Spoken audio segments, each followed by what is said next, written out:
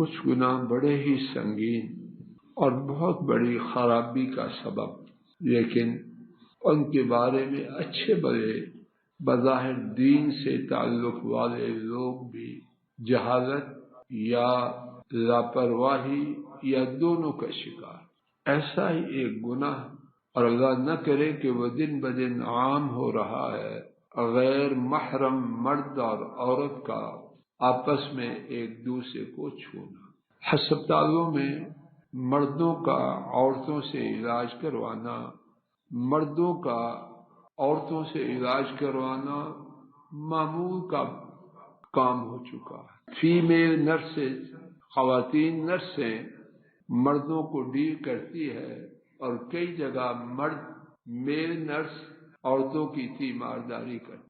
ایک صورت ہے کہ سارے علاقے میں اس مرض کے علاج کے لیے کوئی خاتون ڈاکٹر نہیں، موت زندگی کا مسئلہ ہے تو وہ مسئلہ الگ ہے۔ اضطراری کیفیت وہ بات الگ ہے، اور اضطراری کیفیت کا حکم، ایمرجنسی کا حکم اور ہے۔ عام حالات اسپتال میں سرجن میل بھی ہے، فیمیل بھی ہے۔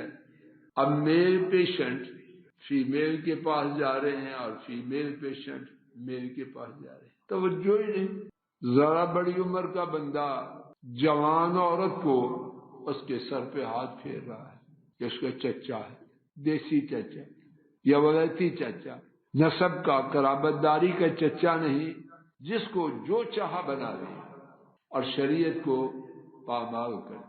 اور مصافحہ والی بات اللہ معاف کر، آداب کے خلاف سمجھا جاتا ہے کہ خاتون سے ملاقات ہو اور مصافحہ نہ کیا جائے۔ ہر وہ ادب، اگر کوئی ادب کہے تو کہتا رہے، اگر وہ شریعت کے خلاف ہے وہ جوتی کے نیچے ہے، وہ ادب نہیں، وہ بے ادبی کی انتہا۔ اس کا معنی کیا ہوا کہ اللہ کی شریعت بے ادبی سکھاتی ہے اور تو ادب کا چچا بنا پھرتا ہے۔ کچھ سوچے تو صحیح، جو بات کہہ رہا ہے اس کی زد میں کون کون رب العالمین آتے ہیں، محمد کریم صلی اللہ علیہ وسلم وہ آتے ہیں، وہ کیا فرمائے اور تو کیا بکے، تو تیرے بکواس کی کیا حیثیت؟ تیری دانشوری خاک ہے اس پر اور تجھ پر جو محمد کریم صلی اللہ علیہ وسلم کی شریعت کو ٹھکرائے۔ آئیے اس بارے میں صرف ایک حدیث شریف سنتے ہیں۔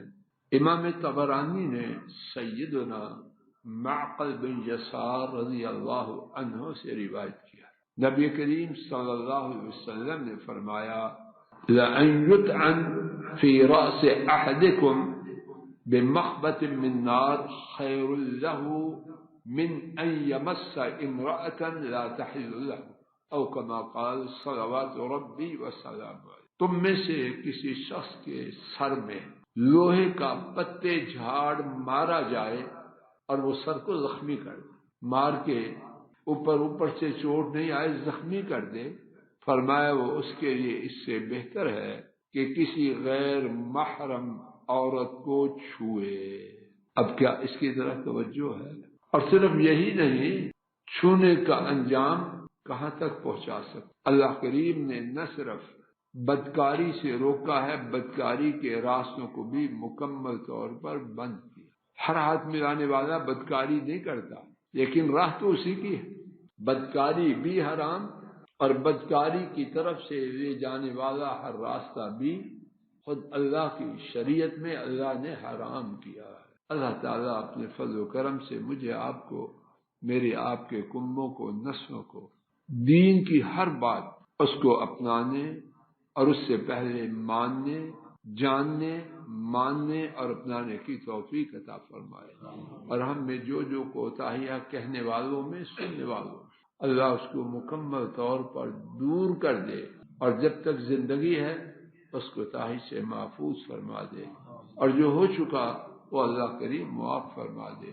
یقیناً وہ توبہ قبول کرنے والے، بہت توبہ قبول کرنے والے نہایت مہربان ہے۔ وآخر دعوانا عن الحمد للہ رب العالمین۔